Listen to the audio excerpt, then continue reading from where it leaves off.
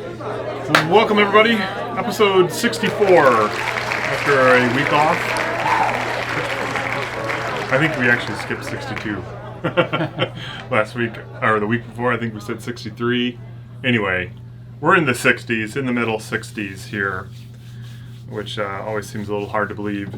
And we've got a bunch of firsts today to talk about a neat product from our friends, well, being produced at our friends over at Dancing Goat. And I just found out that there's literally only 200 bottles of these things made. I think it was one barrel. That's crazy. Yep. And we have some, so that's pretty cool. As well as, so we did our first in-person wine tasting last Friday, a little rosé. Saw a lot of familiar faces, at least virtually. We saw them actually in the flesh, which was cool. Yeah. Lots of fun. Good conversation. Yeah, a lot of reminiscing about the past year, and it certainly was nice to be in person with everybody. And we have a kind of a new spin, hybrid, virtual, in-person tasting that we've got scheduled for the middle of July that we're going to give a try to, sort of as an experiment. Yep. But first, let's I mean, it is 8 o'clock in the morning. We should be drinking some wine. We've got a Loire Valley Pinot Noir. The Domaine Brenier. I said that many times before we got on air, and then I knew I was going to pronounce that stupid R. Domaine Brenier, from the Loire Valley. Probably haven't had more than a handful of Loire Valley Pinots in our years. Yeah, typically. A couple. Yeah, well, your typical ones come from Sancerre, which come with a heftier price tag. Yep. So a little bit more of a rare wine, and they're bistro wines all over France. So they kind of get consumed before they hit the American market. They're very common throughout France. It's just, in the American market, you just don't see, a straight Pinot. Yeah. And these guys specifically chose this hillside for planting their vines on and creating this particular vineyard site primarily for making Chardonnay, their Pinot Noir, and Pinot Blanc? No. Sauv Blanc? Viognier? I don't remember. No, there was a third varietal they had planted. But it really does show the flinty soils. It definitely comes through in the definitely the palate. But this is it's a summer Pinot. Yeah, it's a really nice soft style. Aromatics, got a nice violet to the nose. If you want to know what Pinot Noir smells like, this is like a very pure expression of Pinot Noir. Yeah, if you were going to do this blind, you would know that it was Pinot. I mean, immediately. Yeah.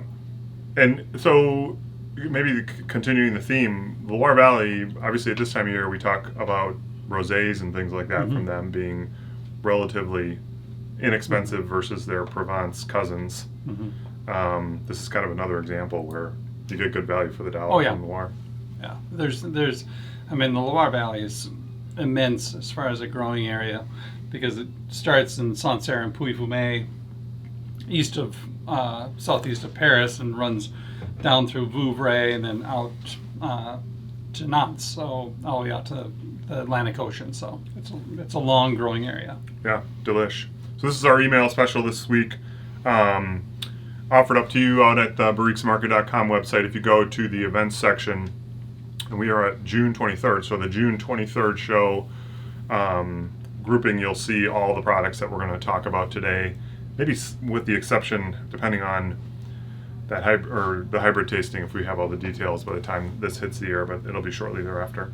So the Brenier Pinot Noir is out there. $16.99 is what this typically retails at, and it's available for $13.99. So it's a great seasonally appropriate Pinot Noir that I would definitely drink often. Kind of reminds me of some like a little bit of the Underwood. Yeah, I was thinking the exact same thing. It's like very similar to the Underwood, especially this year. It's a very smooth. Yeah. A great bottle of wine. So the Brenier Pinot Noir at barriquesmarket.com under events in the June 23rd section, you get $3 off a bottle. So that's a pretty smoking deal. Tasting. So as we said at the start, we did our first in-person tasting with some rosé wines this last Friday. We're gonna do it again, but this time it's our however many annual 20th. No, let's see, what would be 22nd maybe annual Margarita Madness tasting. It's your margarita, my madness, to put it Completely. So Margarita Madness, Friday, July 2nd. It's going to take place at Monroe Street. You can pre-purchase your admission. It's $15 in advance, $20 the day of, and we make up six or so. I think it's five or six different five different margaritas. That'd be really madness if it was six. Yeah. And it's fun. It's going to be obviously in person. Some combinations of things that you might not normally expect, including maybe you ought to consider there is a margarita recipe for this stuff. Oh, really? Yeah. Oh. The hibiscus margarita. But that'll be a lot of fun, and that is again July 2nd. So it's a great way to get your 4th of July weekend going.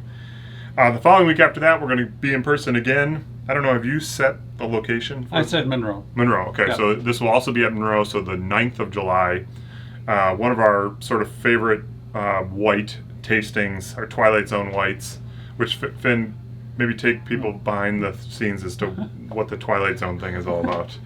Well, for those of you who are old enough, remember Twilight Zone and its premise, something outside the box. It was always this, something, a twist to what is, reality kind of thing. The unusual. Yeah. And so this is a way to kind of show off a lot of unusual grape varietals. This one particular will be all whites. And so we have some very odd varietals grown traditionally from the regions that they come from in the hands of really great producers. This is a very kind of cool white for me. This is a winery that I actually visited in Mallorca.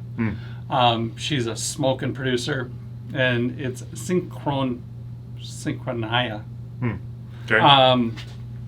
So grown in Mallorca, a really cool Gargania. So it's a Suave, but it's got a sparkle to it. I was going to say, it looks like it has a bottle cap underneath the foil. Yeah.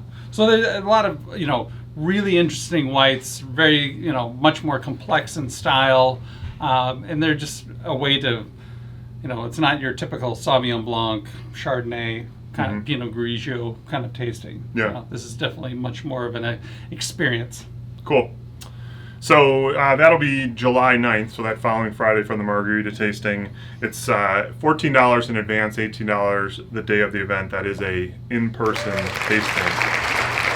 And then we're going to try, we've been talking about this for a while, we've had a lot of great experiences with hosting winemakers and people in the wine industry virtually for the last year and a half. And our customers have been asking us to continue to do that, especially those that have kids running around and things like that. It's nice to be able to sit at your own home, drink the wine, listen to somebody who's an expert in it, talk to you about it, and also be able to deal with your kids, which isn't always easy when you do an in-person tasting. So we're going to we picked a guest of ours who we had a lot of experience with. She's great. Krista Millis from Dalaterra is going to join us. It's going to be the 16th or the 23rd. I don't know. It was 16th. The 16th. Okay, Yeah. That is set. So July 16th, it's going to be at Monroe Street. And we are going to do kind of a hybrid event. We're going to have her piped in virtually. You're welcome to attend in person. And then you're also obviously welcome to attend virtually. So You'll be a part of the audience crowd. you'll be the audience crowd, yes, Yeah. the live studio audience. Yes, you'll be the live studio audience. We'll be talking with her. You can ask questions. Yeah. You'll see us, blah, blah, blah. But if you are one who would rather remain at home, you can do that as well, because like I said, we'll stream it via Zoom, and it'll be an experiment. Let's put it that way. Yes. We don't have all the pricing worked out for that, but we're sort of finalizing the list of wines. They should be a lot of fun. And if you'll remember, so the Livoli Italian tasting, the Adami Prosecco tasting, and the Clieto Charlie Lambrusco tasting all were done with Kristen. Yeah. Right? Yeah. I didn't miss any there.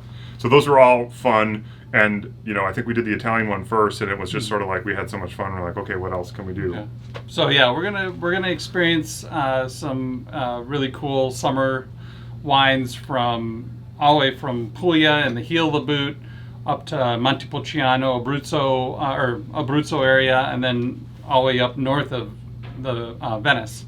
So in the Collio. Cool. So that should be a lot of fun. And you can say you were at the first Barriques hybrid wine tasting. So it could be an experience if nothing else. So, and that is, again, on the 16th. So we have three tastings right in a row. Margarita Madness on the 2nd, the 9th with our Twilight Zone White here in person, and then on the 16th with Kristen at the hybrid tasting. Also, for those of you that are in person, it's going to be here at Monroe Street. you're gonna have to work in the canned laughter. It's gonna have to have it around somewhere. I'll have the sound mixer going. Yeah, awesome. Okay, so that is the rundown for tastings. You can find those again at barriquesmarket.com under the June 23rd section in the events piece, or under the virtual tasting thing, which we're probably gonna have to rename since some of these things are not all virtual tastings. There's actually a fairly large number of interesting beverages being produced by Madisonian bartenders, and it's kind of, I think, like an output from the cocktail decade or so that we had, the craft cocktail decade. Yeah, craft cocktails, and I think people had a little time on their hands in the past year. Well, for you sure. got to do a little creation and experiment. Absolutely. Yeah. We talked with Tom Dufek, with the creator of Resting Spritz Face, which were like kind of blew us away the first time we tried them, and are great summer beverages, by the way, if you haven't had a chance to try them. Justin Bondurant is another creator of an interesting liqueur, this in a spirits company, basically, Wandering Mind Spirits. And as we had said at the beginning of this, these things are produced at Dancing Goat.